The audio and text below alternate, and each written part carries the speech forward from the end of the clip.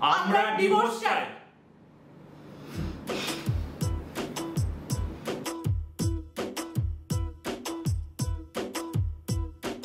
না রে না, আর তো পারে না। এই কেস খেয়েছে। হ্যাঁ বসুন বসুন, বলুন কিভাবে সাহায্য করতে পারি। অনেক সহ্য করেছি, আর সহ্য করতে পারছি না। ও আমার লাড্ডু খেয়ে নিয়েছে। কেস খেয়েছে? লাড্ডু? হ্যাঁ, দুখানা লাড্ডুর পিস ছিল, বাড়ি এসে দেখি দুখানাই গায়েব। ও এতটাই লোভী যে দুখানা লাড্ডু গবাগব নিয়ে ফেললো। লোভী কোথাকার। কেস খেয়েছে। আপনি ওনার লাড্ডু কেন খেয়ে নিয়েছেন? লাড্ডু কোনো দুর্লভ জিনিস নাকি যে আর পাওয়া যাবে না? আর ও যে আমাকে ছাড়া হীরামান্ডি ওয়েব সিরিজটা পুরোটা দেখে নিল, তার বেলা কত ইচ্ছা ছিল জানেন, একবার ওই ডায়লগটা বলবো, একবার দেখ লিজিয়ে দিওয়ানা বানা দিজিয়ে। কোথাকার তাজদার এলো। দেখেছেন তো? এই শুনুন, আমি না ওর বিরুদ্ধে একটা অ্যাটেম্পট টু মার্ডারের কেস চার্জ করতে চাই। এই বড় কেস খেয়েছে, অ্যাটেম্পট টু মার্ডার। হ্যাঁ, আরে ও তো আমার থেকে তীর ছুঁড়েছিল, একবিংশ শতাব্দীতে তীর। কেস খেয়েছে। আচ্ছা ম্যাডাম, বলছি ধনুকটা কোথা থেকে কিনলেন? গড়িয়াহাট? হ্যাঁ ধুর মশাই, কিচ্ছু বোঝে না। আরে এ হচ্ছে শব্দের তীর, এই শব্দ দিয়ে আমার মনকে ক্ষতবিক্ষত করা হয়েছে। এক মিনিট, এবার আমি কয়েকটা প্রশ্নবান ছুরি ম্যাডাম, আপনি কেন আপনার হাজবেন্ডের মনটাকে শব্দ দিয়ে বিদ্ধ করতে যান? আচ্ছা, শব্দ দিয়ে বিদ্ধ যখন করলেন, একটু মলম লাগিয়ে দিতে পারেন তো? শব্দবান ছোড়ার কারণ হলো বেসুরো গান। ও বাথরুমে গেলে 4 ঘন্টার আগে বেরোয় না জানেন, আর তার সাথে হেরে গলায় জগজিৎ সিং এর গাজাল গায়। আপনি বলুন, 4 ঘন্টা ধরে এতটা টর্চার সহ্য করার পর একটা মানুষ শব্দবান ছুড়বে না তো কি ফুলের মালা ছুড়বে? I object. ও আমাকে কাপড়ের ক্লিপ ছুঁড়ে নানান ভাবে আঘাত করার চেষ্টা করেছে, এমনকি আমাকে পেনাঘাতও করা হয়েছে। এই কেস খেয়েছে। পেনাঘাত? কিচ্ছু বোঝে না। আরে বাবা, পেনাঘাত মানে পেন দিয়ে আঘাত। এখনো হাতে দাগ আছে, দেখাবো? এই দেখুন। বাথরুম প্রসঙ্গে একটা প্রশ্ন করতে পারি? মানে বলছি, আপনাদের কি একটাই বাথরুম? আরে না, সমস্যাটা শুধু বাথরুমের নয়।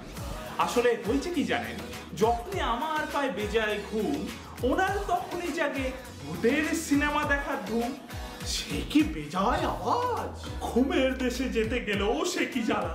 ঘুমের দেশে যেই যেতে যাই, গিয়ে দেখি একজন ভূতের বেশে মাথায় ঘোমটা টেনে প্রদীপ হাতে আমার দিকে ধেয়ে আসছে।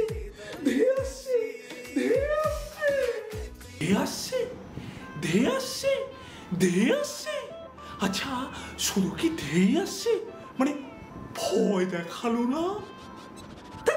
কিচ্ছু বোঝে না। আরে বাবা, এইরকম একজন পাশে থাকলে কোন ভূতের বাবার সাধ্যি যে ভয় দেখাবে? আরে সে তো নিজেই ভয় পেয়ে পালিয়ে গেল। এইবার আমি বলি, ও হনুমানকে পচা আলু খাওয়াচ্ছিল। তার কিছুদিন পর আমরা যখন হাওয়া খেতে ছাদে উঠি, হনুমানটা ওকে দেখতে পেয়ে যেই না তেড়ে মেরে এলো, ও আমাকে ছাদে একা ফেলে রেখে পালিয়ে গেল। আর হনুমানটা ওকে না পেয়ে আমার গালে থাপ্পড় মেরে দাঁত দেখিয়ে চলে গেল। এই কেস খেয়েছে মানে এটা তো হনুমানের দোষ ম্যাডাম। হ্যাঁ মানছি, হনুমানের মতো কাজ করেছে, কিন্তু ও হনুমানকে পচা আলু কেন খাইয়েছে আর আমাকে ছাদে একা ফেলে রেখে কেন পালিয়ে গেল? ভিতর ডিম কোথাকার একটা। এই যে তুমি আমাকে এই তকমাটা দিলে যে আমি ওখান থেকে নাকি পালিয়ে গেছিলাম। আরে বাবা, এটাই তো ভুল। প্রথম কথা, ওই আলুগুলো পচে যাচ্ছিল। ওই আলুগুলো যদি আমি ওই হনুমানটাকে না খাওয়াতাম, তাহলে ওগুলো তো আমাকেই খেতে হতো নাকি? আর দ্বিতীয়ত, আচ্ছা আপনি বলুন, কোনো সুস্থ মানুষ যদি দেখে কোনো হনুমান তার দিকে লাফাতে আসছে, তাহলে কি সেই সেখানে দাঁড়িয়ে থাকবে নাকি পালাবে? আরে একে তো রিফ্লেক্স বলে নাকি? আর সেটা যে তোমার নেই, তারও দোষ আমার। হ্যাঁ, আরে বাবা, তুমি যদি বোকার মতো ওখানে দাঁড়িয়ে থাকো, তাহলে হনুমান কি এসে তোমায় চুমু খাবে? সেটা শুধু একমাত্র আমিই খেতে পারি। ওর একটা দায়িত্ব কিনা বলুন। হনুমানের হেন দুর্ব্যবহারের বদলা নেওয়া। আহা, ওই বেচারা হনুমানকে নিয়ে আবার টানাটানি কেন? তা আমি কি হনুমানের সাথে লঙ্কা কাণ্ড বাঁধাবো নাকি? হ্যাঁ, আরে আমি নেব নাকি হনুমানের থেকে বদলা? হনুমান বদলা নয়, বদল চাই। এই প্রতিহিংসা পরায়ণ মানসিকতার বদল চাই। রাত্রির বেলা ভূতের সিনেমা দেখার অভ্যেসের বদল চাই। বদল যদি চাও তাহলে দয়া করে আমাকে মুক্তি দাও। নিশ্চয়ই হবে মুক্তি, তার আগে আমি চাই কিছু যুক্তি। দাঁড়ান, কিসের যুক্তি? আরে আপনার চেম্বার যে একগানা মশায় ভর্তি। কি হলো না? তোমার গালে বসে বসে রক্ত খাচ্ছিল। সে তো তুমিও খাও। হ্যাঁ সেই, আমি যদি তোমার রক্ত খেতাম না এতদিন আর বেঁচে থাকতাম না। মানে আমার রক্তে বিষ? তোমার মনে বিষ, তাই তোমার রক্তেও বিষ। ফিস ফিস না, মানে বলছি একটু ফিস ফিস করে কথা বললে কানের শক্তিও বাড়ে আর যুদ্ধের মাত্রাও কমে।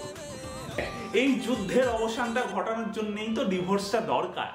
এতে আমিও শান্তি পাই আর পাড়া প্রতিবেশীও শান্তি পায়। বুদ্ধাং শরণং গচ্ছামি, আমারও কেটে যাবে সকল ক্লান্তি। আচ্ছা, একটা কেস খাওয়া প্রশ্ন, আপনাদের কি প্রেম করে বিয়ে? না, ভুল করে। বিয়ে এক মস্ত বড় ভুল, আর বিয়ের ফুল সবাইকে বানায় এপ্রিল ফুল। তুমি যে দিয়েছো আমার চোখে ধুল।